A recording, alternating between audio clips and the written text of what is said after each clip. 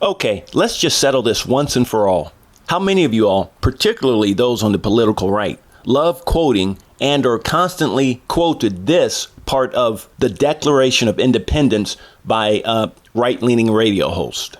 Begin. We hold these truths to be self-evident, that all men are created equal, that they are endowed by their Creator with certain unalienable rights, that among these are life, liberty, and the pursuit of happiness. All right, now let's break this down a little bit here. All right. We hold these truths to be self-evident, that all men are created equal. Sure, but once born, the question is, are they treated equally by society or the government they're born into?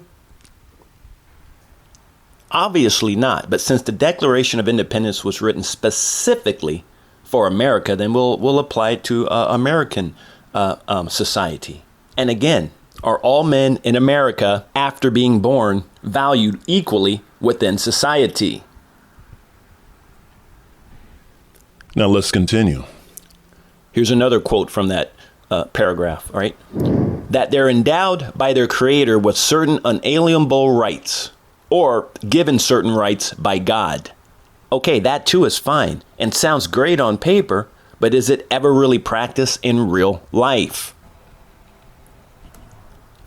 And again, as a writer, I understand they were trying to inspire the colonists leading up to the separation from Britain.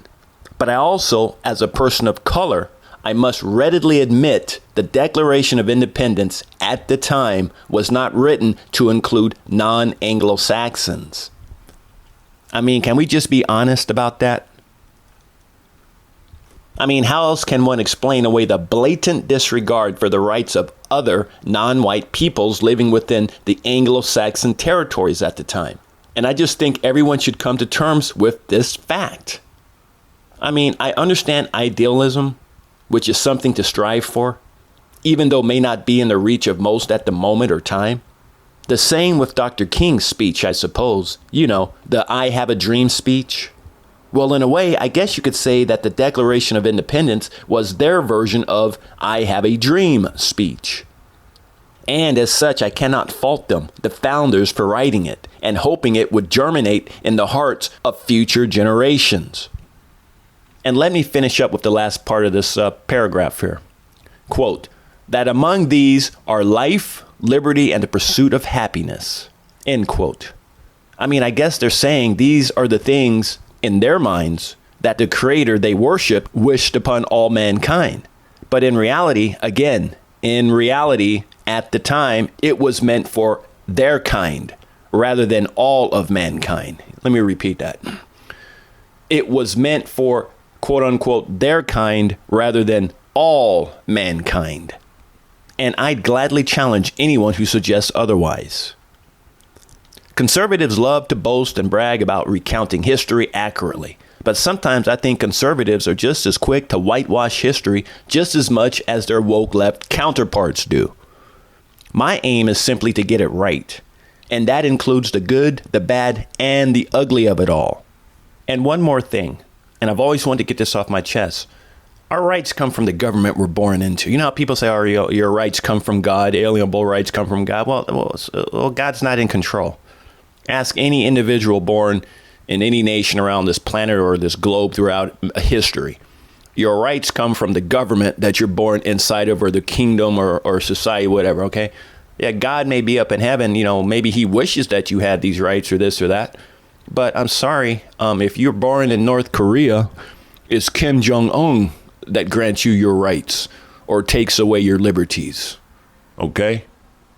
And even in America for many centuries, regardless of, you know, God, you know, making people born with inalienable rights to pursue happiness and freedom and liberty. So what?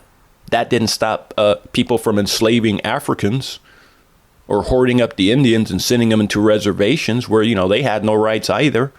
So, I mean, I understand that the intent, I understand idealism. That means, okay, it may not be so now, but it's something for us to strive for. And for that, I give them kudos, I give them credit for. But I don't want to sit here and pretend that somehow America 300 years ago is what it is today. And I don't like it when conservatives on the radio paint this, hunky-dory picture that somehow America 300 years ago, 200 years ago, even 100 years ago, was the same America that we have today as far as, amendments made to the Constitution where people have equal rights and you can't discriminate based on color, religion, orientation. They just keep adding stuff to it. But you know what I'm saying.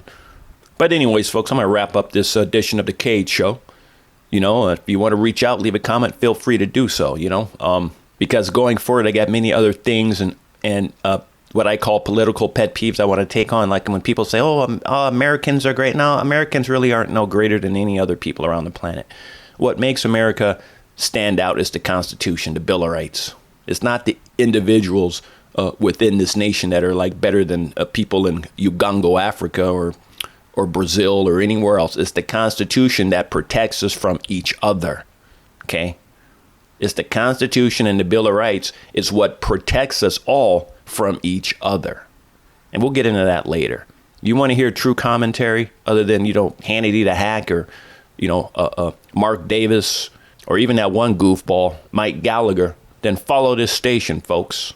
Follow this station and hear the real deal, the Heartland deal. And with that, I am out.